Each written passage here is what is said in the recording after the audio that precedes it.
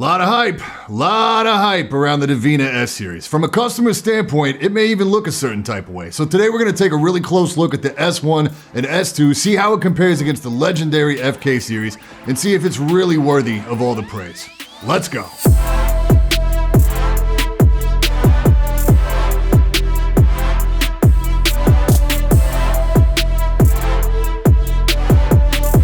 This video is brought to you by Bookmark.com. Bookmark's a free website builder where you can create a professional-looking website with hosting in just a couple minutes by answering 7 simple questions. Bookmark's AI engine, Ada, literally builds your website right in front of your face in less than 2 minutes, and you can edit virtually every aspect of the page once it's complete. It's awesome. Click the link in the description below or check them out at Bookmark.com. Yo, I'm Brian P. You're watching Bad Seed Tech, and today we're taking a look at the Divina S Series mice from Zowie. For transparency, all the mice shown in today's video were provided by Addis Inc., pretty much my go-to guys for all things Divina here in the US, but as you should know by now, it doesn't affect my review in any way. Available for just under $70, the S1 and S2 are identical with the exception of size and weight, so we'll start there. The S1's gonna measure 126 millimeters long, 61 millimeters wide, and 39 millimeters high. It comes in about 94 grams on my scale. The smaller S2 is going to measure 122 millimeters long, 58 millimeters wide, and 38 millimeters high. Weighs about 87 grams. I feel like the S2 size in hand is pretty consistent with the G Pro wireless, which is a little small for me personally, so the S1 is going to be my weapon of choice. The S1 is classed as a medium-sized mouse, where something like the EC1B is a large-sized mouse. For the record, my hand measures just under 21 centimeters from front to back and about 10.5 centimeters across.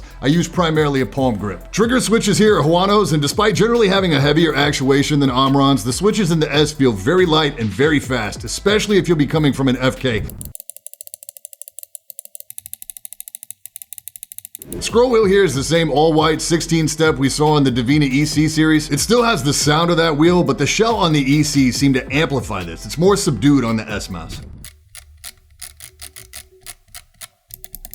I really like the low-profile scroll wheel on the FK. It rides a little higher here. That may be the one thing that I would change about this mouse personally. And these side buttons. Excellent stuff here. Similar position to the FK, but they're much larger, meaning you don't have to rock your thumb up to trigger. Heavy actuation here as well, so you're not going to accidentally trigger, and they feel very firm and very snappy. If you've ever found Zowie side buttons to feel a little mushy, that is totally fixed on this mouse. This is exactly what I personally look for in a side button. Comfortable in where I need it to be, when I need it to be there. A side button is not something you should have to think about while you're playing. Sensor here is a 3360. The implementation is near perfect. This is one of those things that always draws me to Zowie mice. One of the things that sets them apart is the lack of software. Straight hardware is always the way to go in my opinion. On the underside, you'll also have options to adjust polling rate as well as DPI from 400, 800, 1600, and 3200. You also get 2 generous glides front and back. Zowie feet are some of the best out there, and they give you an extra set in the box. I did opt to put hyperglides on the S2 that you see in this video just to compare against the stock feet during gameplay.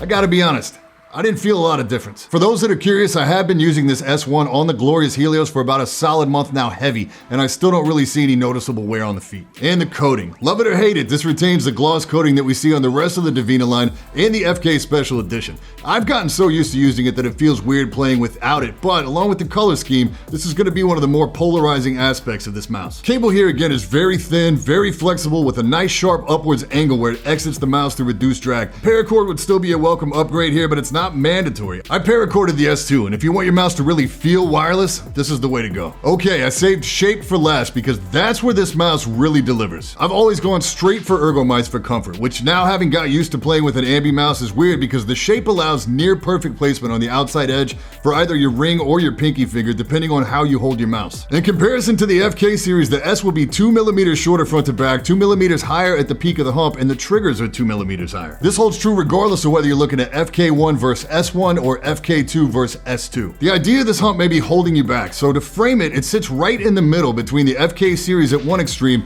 and something like a G403 at the other. This works really well for me because my knuckles rest just behind the peak of this thing. What this does is leave a little pocket in the rear of my hand. This is really important because I can arm aim with this mouse, use the heel of my hand as a brake or a pivot point, and wrist aim to correct or track a target. That little pocket comes into play because you can also do this vertically by adjusting with your fingertips and pulling the mouse back back into your hand or pushing it out slightly. It sounds needlessly complicated when I explain it, but it's really intuitive when you're playing, and this is how I discovered I've been using a mouse that's too big for my natural playstyle. If your mouse is too big for you, it fills your entire hand, you may be forcing yourself to vertically correct by arm aiming, and that, at least for me, means less consistent shots. This is why you hear people put so much emphasis on size and shape and finding something that works for you. And Zowie gets this. That's why they offer every shape in their catalog in at least 2 different sizes. So do I personally recommend this mouse? Do I feel like it's worth the hype? Yeah, absolutely. If you've been hanging out in the Discord lately, you've probably heard me speaking very highly of it. Paracord, stock feet, hard surface is pretty much the sweet spot for me right now. And while I do love the team over at Adisync for helping me make this video, I don't have any kind of referral or affiliate arrangement with them at all,